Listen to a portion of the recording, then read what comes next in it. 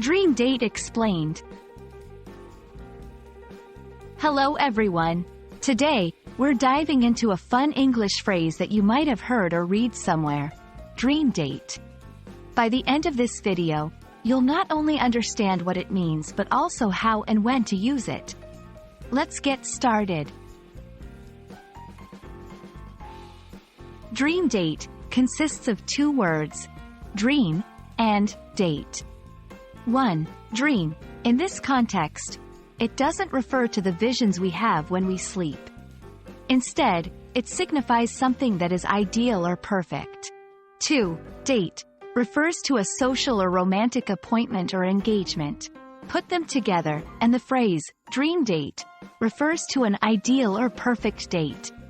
This could mean a date with an ideal person, or a date that happens in a perfect setting or manner. To truly grasp the essence of dream date, let's see it in action. 1. He's my dream date. I've always wanted to go out with someone as kind and funny as he is. 2. Last night was like a dream date. We went to a rooftop restaurant, watched the stars, and talked for hours. These examples show how the term can be used to describe both an ideal person and an ideal experience. It's not uncommon to hear the phrase, dream date, in pop culture, especially in movies, songs, or TV shows. They might use it in contexts like, a character preparing for a date and saying, "This has to be a dream date for her." A song lyric expressing the singer's desire for a perfect romantic night. Being aware of these references will help you understand the phrase better when you come across it in entertainment media.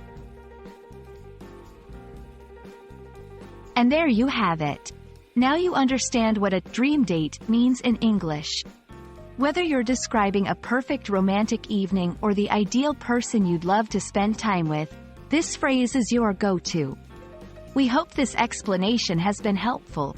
Keep practicing, and you'll master the nuances of the English language in no time.